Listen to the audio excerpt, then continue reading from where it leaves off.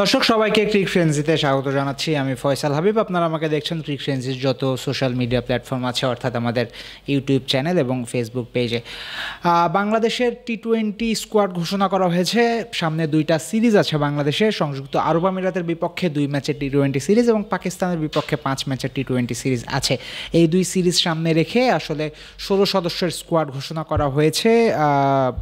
আজ কিবার রবিবার বিকাল 4টায় মিরপুর শের-ই-বাংলা জাতীয় ক্রিকেট স্টেডিয়ামের প্রেস কনফারেন্স রুমে নতুন টি-20 ক্যাপ্টেন ঘোষণা করা হয়েছে বাংলাদেশের। 2026 টি-20 ওয়ার্ল্ড কাপ পর্যন্ত বাংলাদেশ টি-20 দলের ক্যাপ্টেন লিটন দাস। একই সাথে এই আসন্ন দুই সিরিজের জন্য বাংলাদেশের ভাইস ক্যাপ্টেন ঘোষণা করা হয়েছে। টি-20-র ভাইস ক্যাপ্টেন হিসেবে থাকবেন শেখ মেহেদী হাসান। তবে মেহেদিরটা আসলে 26 ওয়ার্ল্ড কাপ পর্যন্ত নয়, আসন্ন দুইটা সিরিজেই শুধু মেহেদী ভাইস ক্যাপ্টেন হিসেবে থাকবেন। বাংলাদেশের স্কোয়াডটা যদি একবার বলে দিই আমি, 16 সদস্যের যে স্কোয়াড, সেই স্কোয়াডে ক্যাপ্টেন হিসেবে থাকছেন লিটন কুমার দাস, এরপরে তানজিদ হাসান তামিম, পারভেজ হোসেন ইমন, সৌম্য সরকার, নাজমুল হোসেন শান্ত, তাওহিদ হৃদয়, শামীম হোসেন পাটোয়ারি, জাকের আলী অনিক, শেখ মেহেদী হাসান, তানভীর ইসলাম, মুস্তাফিজুর রহমান, হাসান মাহমুদ, তানজিম হাসান সাকিব, নাহিদ রানা, শরীফুল ইসলাম এবং মোহাম্মদ রিশাদ হোসেন। এই ছিল বাংলাদেশের 16 সদস্যের স্কোয়াড, এবং স্কোয়াডটা নিয়ে স্বাভাবিকভাবেই প্রশ্ন কিছু আছে। বাংলাদেশের যে কোনো টুর্নামেন্টের আগে, যে কোনো সিরিজের আগে স্কোয়াড ঘোষণা করলে প্রশ্ন থাকেই, এবং প্রশ্ন থাকাটা স্বাভাবিকও বটে। সবাই যে একটা সিদ্ধান্তেই উপনীত হবে, কারো কোনো দ্বিমত থাকবে না, এমনটা হতে পারে না। তাই আমার মনেও কিছু প্রশ্ন আছে। স্কোয়াড থেকে আমি কিছু দিক খুঁজে বের করেছি, সেসব নিয়ে আলোচনা করব। শুরুতে জনমনের যে একটা প্রশ্ন ছিল, সেটা হলো যে নাজমুল হোসেন শান্ত তিনি কেন স্কোয়াডে আছেন, 16 সদস্যের স্কোয়াডে শান্ত কিভাবে জায়গা পান। একই সাথে প্রশ্ন যেটা ছিল সেটা হলো যে নাইম শেখ বা মেহেদী হাসান মিরাজকে কেন নেওয়া হলো না। দেখুন, শুরুতেই যদি আমরা হিসাব করি তাহলে বিপিএলের পরে এটা বাংলাদেশের প্রথম টি-20 সিরিজ। বিপিএলের পরে বাংলাদেশ ওয়ানডে খেলেছে, টেস্ট খেলেছে, কিন্তু টি-20টা এখনও খেলেনি। সেক্ষেত্রে আসন্ন এই সিরিজের আগে বিপিএলের পারফরমেন্সটাকে প্রাধান্য দেওয়া উচিত ছিল, এবং আমরা স্কোয়াড দেখলে এটা আসলে পরিলক্ষিত হয়। বিপিএলের পারফরমেন্স সামহাও প্রাধান্য পেয়েছে। তানভীর ইসলাম, তাকে বিপিএল পারফরমেন্স দিয়েই নেওয়া হয়েছে বলে আমার মনে হয়। এছাড়াও শরীফুল, তিনি বিপিএলে ভালো করে জাতীয় দলে ফিরে এসেছেন।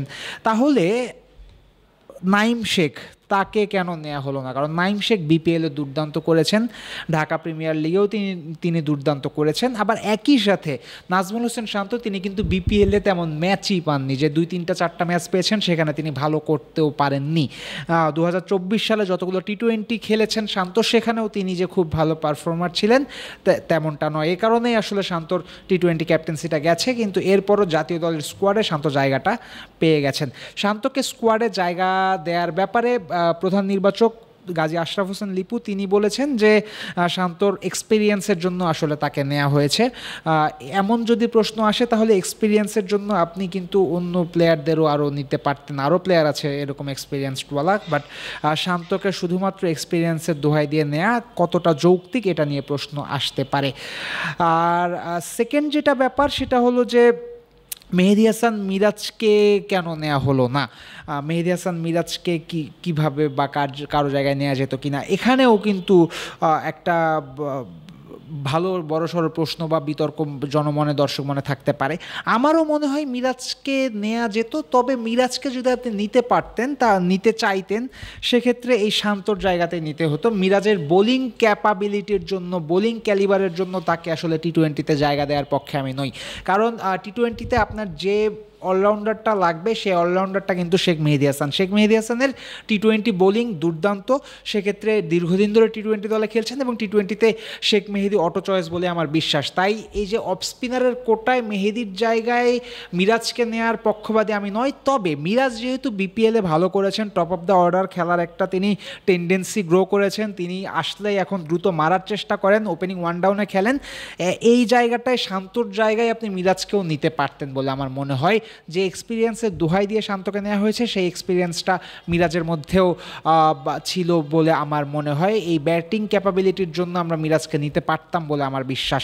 সেক্ষেত্রে এই শান্তর জায়গায় মিরাজ বা নাইম শেখ দুজনের মধ্যে যে কোনো একজনকে নেওয়া যেত বলে আমার মনে হয়। বাট আলটিমেটলি নির্বাচকরা শান্তকেই নিয়েছেন। তবে 16 সদস্যের স্কোয়াডে জায়গা পেলেও শান্তর একাদশে তেমন কোনো জায়গা আমি সম্ভবত দেখছি না। একাদশের জায়গা পাওয়া শান্তর জন্য খুবই কঠিন হওয়ার কথা, কারণ আপনি যদি স্কোয়াডটার দিকে দেখেন তাহলে টপ অর্ডার ব্যাটার খুব বেশি। এই স্কোয়াডে 5 জন টপ অর্ডার ব্যাটার আছেন। 16 জনের স্কোয়াডে 7 জন ব্যাটার, 8 জন ব্যাটার, তার মধ্যে 5 জনই top order batter. Tamim, Soumya, Emon, Liton, Shanto 5 জনই কিন্তু টপ অর্ডারে ব্যাটিং করেন। এক্ষেত্রে আমার মনে হয় যে একাদশটা হবে, একাদশে ওপেনিংয়ে ইমন, তামিম এই দুজন হয়তো বা খেলবেন, অথবা ইমন, তামিম, সৌম্য 3 জনের মধ্যে যে কোনো দুজন খেলবেন বলে আমার মনে হয়। লিটন দাস তিনি হয়তো বা নম্বর 3-এই খেলতে চাইবেন, অথবা ওপেনিংয়েও খেলতে পারেন। অর্থাৎ লিটন, তামিম, সৌম্য, ইমন এই 4 জনের মধ্যে যে কোনো 3 জন 1, 2, 3-এর মধ্যে খেলবেন। নম্বর 4-এ তাওহিদ হৃদয় আসার কথা, নম্বর 5-এ থাকবেন জাকের আলী অনিক, নম্বর 6-এ শামীম পাটোয়ারি, নম্বর 7-এ শেখ মেহেদী হাসান, নম্বর 8-এ রিশাদ হোসেন এবং বাকি 3 জন পেসার থাকবেন। তাই নাজমুল হোসেন শান্তর আমার স্কোয়াডে জায়গা, আমি একাদশে অন্ততপক্ষে শান্তর জায়গাটা আমি তেমন পাকাপোক্তভাবে দেখছি না, বা শান্ত একাদশের জায়গা পাবেন বলেও আমার খুব বেশি মনে হচ্ছে না। তো এখানেই আসলে আমার প্রশ্নটা আরও গভীর হয়, সেটা হলো যে শান্ত ওয়ানডে এবং টেস্টে আমার ক্যাপ্টেন, তিনি ওয়ানডে টেস্টে নিয়মিত খেলবেন, কিন্তু টি-20তে যেখানে আমি জানি একাদশে শান্তর জায়গা পাওয়াটা মুশকিল, একাদশে শান্তর জায়গা হওয়ার সম্ভাবনা কম, সেক্ষেত্রে আমরা যদি শান্তকে স্কোয়াডে না রেখে নাইম শেখের মতো একজনকে স্কোয়াডে রাখতাম, সেই স্কোয়াডের সাথে থাকতো, ঘুরতো ফিরতো, জাতীয় দলের আবহটা পেত, তাহলে আমার মনে হয় ভালো হতো। কারণ নাইম দুর্দান্ত ফর্মে আছেন, এমন অবস্থায় তাকে যদি ন্যাশনাল টিমে ডাকা হয় তাহলে তারও কনফিডেন্সটা বুস্ট আপ হবে, ন্যাশনাল টিমেরও একটা লাভ হওয়ার ব্যাপার থাকতো। সব মিলিয়ে আমি বলবো শান্তকে নেয়ার যে সিদ্ধান্তটা, এটা সম্ভবত একটু প্রশ্নবিদ্ধ হয়েই থাকলো। তবে আই হ্যাভ আ থিওরি, আমার ধারণা লিটন দাস নিজে হয়তোবা শান্তকে চেয়েছেন, তার একটা ক্যাপ্টেন্স ডিমান্ডে হয়তোবা শান্তকে নেওয়া হয়েছে, কারণ শান্ত আর লিটনের মধ্যে সম্পর্কটা খুবই ভালো। শান্ত সবসময় লিটনকে ব্যাক করেছেন, এবং মাঠে যখন শান্ত লিটন দুজনই একসাথে থাকেন, দুজনের ক্রিকেটিং ব্রেনও খুব ভালো, তাই মাঠ পরিচালনায় ব্যাপারটা সহজ হয়। তাই শান্তর মতো একজন স্কোয়াডে থাকলে সম্ভবত লিটন যেহেতু নতুন করে ক্যাপ্টেন্সি শুরু করতে যাচ্ছেন, তার জন্য ব্যাপারটা ইজি হবে, তাই তিনি চেয়েছেন তার আশেপাশে শান্ত থাকুক, which is not bad. But overall Shanto কতদিন সার্ভাইভ করতে পারেন টি-20 স্কোয়াডে, সেটা একটা দেখার বিষয় কিন্তু হয়েই থাকবে। আমার আরেকটা যেটা কনসার্ন আছে এই স্কোয়াড নিয়ে, সেটা হলো যে মিডল অর্ডারে যদি আমরা দেখি যে জাকেরের ব্যাটিং করার কথা 5-এ, শামীমের ব্যাটিং করার কথা 6-এ, হৃদয়ের ব্যাটিং করার কথা 4-এ, আমরা 4 পর্যন্ত যদি আমরা টপ অর্ডার বা টপ মিডল অর্ডারের দিকে ধরি, 5 আর 6 এই যে শামীম আর জাকের, এরা দুজন 5-6 ব্যাটিং করবেন, দুজনেই ভালো ফর্মে আছেন। বাংলাদেশের সবশেষ টি-20 সিরিজটাই এই দুজনই বাংলাদেশকে জিতিয়েছেন, ওয়েস্ট ইন্ডিজকে। এই দুজনের কল্যাণে বাংলাদেশ হোয়াইট ওয়াশ করতে পেরেছিল। বাট মাই কোয়েশ্চেন ইজ, যদি জাকের শামীম ফেল করেন তাহলে এই দুজনের ব্যাকআপকে আপনি যদি দেখেন, স্কোয়াডে 5 জন টপ অর্ডার ব্যাটার আমরা আগেই বলেছি, কিন্তু এই যে শামীম জাকের যদি খারাপ করেন, এদের কিন্তু তেমন কোনো ব্যাকআপ নাই। তাই 7টা ম্যাচ বাংলাদেশ খেলবে, আরব আমিরাতে 2টা, পাকিস্তানে 5টা।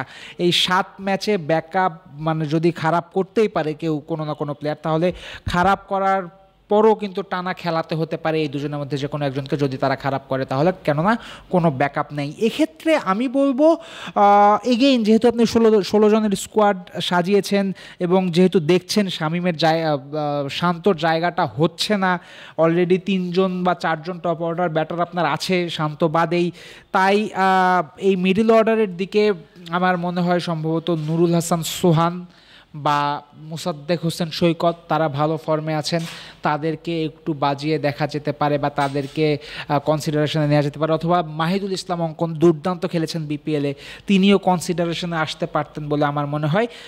তবে মিডল অর্ডারের এই ঝামেলাটা আপাতত এই 2 সিরিজে তো আর নতুন করে সলভ করার কিছু নেই। ভবিষ্যতে হয়তো বা এ দলের এগেনস্টে যে সিরিজ খেলবে সোহান বলুন, মোসাদ্দেক বলুন, তারা, অঙ্কন তিনিও খেলবেন এ দলের এগেনস্টে। এ দলের এগেনস্ট নিউজিল্যান্ড, এ দলের এগেনস্টে সাদা বলের ওয়ানডে সিরিজে এই তিনজন যদি ভালো করতে পারেন, ভবিষ্যতে এই তিনজনের জন্য জায়গাটা খোলা থাকতে পারে জাতীয় টি-20 দলেও মিডল অর্ডারের জায়গাটা। তবে আপাতত এই আরব আমিরাত এবং পাকিস্তানে মিডল অর্ডারে সৌম্য সরকারকে ট্রাই করা যায় কি না, এটা একটা চিন্তার বিষয় হতে পারে। সৌম্য বাংলাদেশের হয়ে ওপেনিংই করছেন লাস্ট কিছুদিন ধরে, কিন্তু সৌম্যকে নিয়ে নানা সময় নানা কিছু করা হয়েছে। আসন্ন এই সিরিজের আগে সৌম্যকে নিয়ে কী ধরনের প্ল্যান আমি শিওর না, তবে এর আগে যেহেতু সৌম্য ব্যাটিং করেছেন মিডল অর্ডারের দিকে, সৌম্যকে খেলালে আমরা যেহেতু একটা বোলিং অপশনও পাই, তাই যদি জাকের শামীম টানা খারাপ করতে থাকেন, আল্লাহ না করুক তারা যদি টানা খারাপ করতে থাকেন মিডল অর্ডারের দিকে, সৌম্য সরকারকে মিডল অর্ডারে ট্রাই করা হবে কি না I am not sure, but যদি ট্রাই করা হয় that can be a good thing, that can be a good option. Makeshift middle order batter কিন্তু আমরা সৌম্যকে বানাতে পারি। বোলিংয়ের দিক দিয়ে যদি আমি কথা বলি, তাহলে তানভীর ইসলামকে যে স্কোয়াডে নেওয়া হয়েছে এটা আমি বলবো দুর্দান্ত একটা ইনক্লুশন হয়েছে।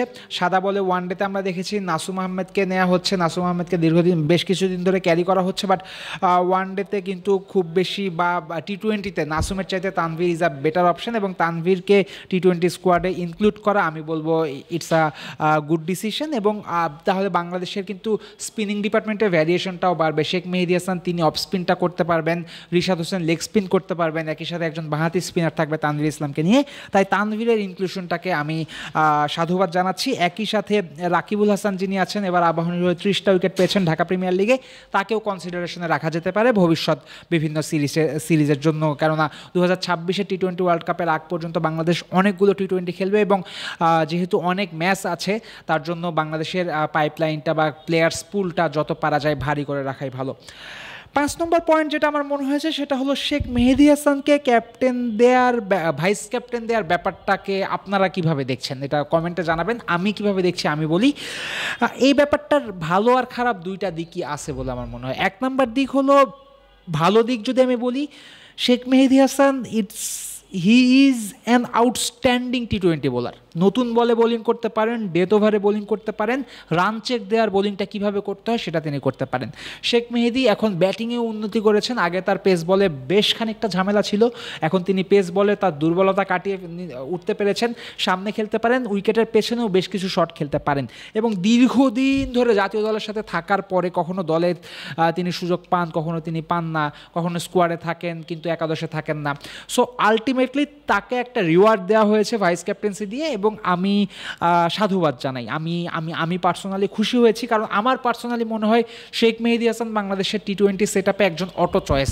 সেক্ষেত্রে তাকে ভাইস ক্যাপ্টেন্সি দেওয়া, ধীরে ধীরে ক্যাপ্টেন্সির জন্য প্রস্তুত করা একটা ভালো সিদ্ধান্ত, এবং এই ভাইস ক্যাপ্টেন্সি দেওয়ার ফলে মেহেদী নিয়মিত একাদশে জায়গা পাবেন, এটাও খুবই স্বাভাবিক একটা ব্যাপার, এবং আমি খুশি তার জন্য। কিন্তু শেখ মেহেদীর দেশের বাইরে বা যেই পিচে মনে করেন স্পিনারদের জন্য সহায়তা কম, মাঝে মধ্যে তিনি একটু এক্সপেন্সিভ বোলিং করেন, এটা অস্বীকার করার উপায় নাই। দ্বিতীয়ত, যদি এমন সিচুয়েশন দাঁড়ায় যে প্রতিপক্ষ দলে অনেক বেশি রাইটি এবং আমাদের একজন লেফট হ্যান্ডেড স্পিনার খেলাতে হবে, তখন কি আমরা ভাইস ক্যাপ্টেনকে বসিয়ে আবার তানভীরকে খেলাবো? এই দিকটা একটু চিন্তার বিষয় থাকতে পারে, কারণ আপনি মানে শেখ মেহেদীর অবশ্যই একজন ভালো পারফর্মার, কিন্তু তার অপশন আছে বা তার বিকল্প আছে, বা আমরা কন্ডিশন মাথায় রেখে কখনো কখনো হয়তো শেখ মেহেদীকে বসতে হতে পারে বা বসাতে হতে পারে, একাদশের বাইরে রাখতে হতে পারে। সেক্ষেত্রে ম্যানেজমেন্ট কীভাবে চিন্তা করে, ভাইস ক্যাপ্টেনকে বসানোর মতো ফ্লেক্সিবিলিটি কি ম্যানেজমেন্টের আছে কি না, এটা একটু চিন্তার বিষয় হতে পারে। বাট ওভারঅল শেখ মেহেদীকে এই যে ভাইস ক্যাপ্টেন্সি দেওয়াতে আমি পার্সোনালি বেশ হ্যাপি।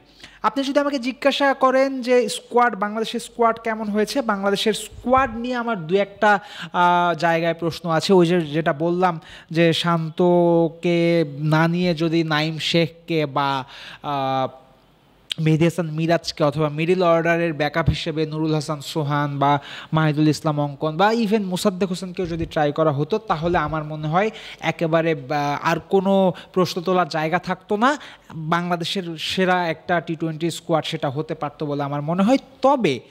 তবে এই স্কোয়াড থেকে যে একাদশটা তৈরি হবে আমার আমার মনে হয় বাংলাদেশে ওই একাদশের চাইতে শক্তিশালী টি-20 একাদশ এখন আর বানানো সম্ভব নয়। আমি আবারও বলছি, আমার পছন্দের একাদশ কেমন হতে পারে এই স্কোয়াড থেকে। পারভেজ হোসেন ইমন এবং তানজিদ হাসান তামিম, তারা দুজন করবেন ওপেন, লিটন দাস থাকবেন 3-এ, হৃদয় থাকবেন 4-এ, জাকের আলী অনেক থাকবে 5-এ, শামীম পাটোয়ারি থাকবে 6-এ, শেখ মেহেদী 7, রিশাদ থাকবে 8-এ, তানজিম হাসান সাকিব থাকবে 9-এ, হাসান মাহমুদ থাকবে 10-এ, মুস্তাফিজুর রহমান থাকবে 11-তে। আপনি বলুন তো, এই যে একাদশটা আমি বললাম, এর চেয়ে শক্তিশালী একাদশ কি বানানো সম্ভব বাংলাদেশের পার্সপেক্টিভে এই মুহূর্তে টি-20-তে? হ্যাঁ, হয়তো আপনারা বলতে পারেন তাসকিন আহমেদ বোলিংয়ে ঢুকবেন। তাসকিন আহমেদ ইনজুরিতে আছেন বলে তার স্কোয়াডে জায়গা হয়নি, তিনি ইনজুরি মুক্ত হলে হয়তো বা একাদশে ঢুকবেন। বাট বোলিং নিয়ে, পেস বোলিং নিয়ে আমাদের খুব বেশি কনসার্ন নাই। তাসকিনের কাজটা, তাসকিন যদি 20 করেন তাহলে হয়তো 19 করে দিবেন অন্য কোনো পেসার, ওটা কোনো সমস্যা নাই। কিন্তু যে ব্যাটিং লাইন আপ যে একাদশটা আমি কল্পনা করছি, যে ব্যাটিং লাইন আপ আমি কল্পনা করছি, আমার মনে হয় বাংলাদেশের টি-20 ইতিহাসের সবচেয়ে শক্তিশালী ব্যাটিং লাইন আপ হতে পারে একটা। তাই এই স্কোয়াড থেকে যে একাদশটা তৈরি হতে পারে, সেই একাদশ নিয়ে আমার কোনো ধরনের কোনো প্রশ্ন নাই। আমি খুবই হ্যাপি, ওই একাদশটা খুবই স্ট্রং দেখাচ্ছে। বাংলাদেশ এখন টি-20তেও ভালো করতে জানে, বা এই প্লেয়াররা ভালো করতে পারবে বলে বিশ্বাসটা আসছে। তবে স্কোয়াডে একটু প্রশ্ন থেকেই যাচ্ছে। I am a big fan of Nazmul Hossain Shanto, I am a big fan of batter Nazmul Hossain Shanto, but I still feel that he didn't deserve a place in this squad. কিন্তু ইউ নেভার নো, শান্ত সবসময় খারাপ ফর্ম থেকে ফিরে এসেছেন। হতে পারে তিনি এই স্কোয়াডে যেই অ্যাঙ্করের ব্যাপারটা, স্ট্যাবিলিটির ব্যাপারটা, সেটা হয়তো বা তিনি যোগ করবেন। আমরা অনেক দলকে দেখেছি টি-20তেও একজন ব্যাটার থাকেন যিনি ক্যারি করেন তার ইনিংসটা, তার আশেপাশে যারা থাকে সবাই সবসময় মারার চিন্তাভাবনা করে বা মারতে থাকে। সো শান্তকে নিয়েও হয়তো বা এমন কোনো চিন্তা দলের ম্যানেজমেন্টের আছে। বাট ওভারঅল শান্ত সম্ভবত একাদশে জায়গা পাবেন না, এবং লিটন সম্ভবত নম্বর 3-এ থিতু হতে যাচ্ছেন টি-20তে। বাট ওভারঅল লিটনের যে একটা ক্যাপ্টেন্সি পিরিয়ড শুরু হচ্ছে 2025-এর মে থেকে শুরু করে 2026-এর টি-20 ওয়ার্ল্ড কাপ পর্যন্ত, এই ক্যাপ্টেন্সি পিরিয়ডটা দেখার জন্য আমি খুবই এক্সাইটেড। কারণ লিটনকে ক্যাপ্টেন হিসেবে ভাবাই হচ্ছিল না ওয়েস্ট ইন্ডিজে। তিনি ক্যাপ্টেন্সিতে যে জাদুটা দেখিয়েছেন, তারপরে আসলে তাকে ক্যাপ্টেন করে দেওয়া হয়েছে। এবং Liton is a very good captain, he is a very good reader of the game, he has a very good cricketing brain, and I am very excitedly looking forward to Liton's captaincy. আর লিটনের জন্য এটা একটা নতুন শুরু হবে। তিনি নিজেকে নেতা হিসেবে সবার সামনে কিভাবে তুলে ধরেন বা কিভাবে নিজেকে প্রেজেন্ট করেন, বাংলাদেশ টি-20 দলের মোটো কী হয়, বাংলাদেশ টি-20 দলের আইডিওলজি কী হয়, সব কিছু দেখার জন্য খুবই অধীর আগ্রহে অপেক্ষা করে আছি। মে মাসটা খুব এক্সাইটিং একটা মাস হবে বাংলাদেশ টি-20 দলের জন্য। এই প্রত্যাশা রেখে আপাতত শেষ করছি। সবাই ভালো থাকবেন, সুস্থ থাকবেন। বাংলাদেশের স্কোয়াড কেমন হলো সেটা কমেন্টে জানাবেন, আর এই স্কোয়াড থেকে আপনার পছন্দের একাদশ কেমন হতে পারে সেটাও কমেন্টে জানাবেন।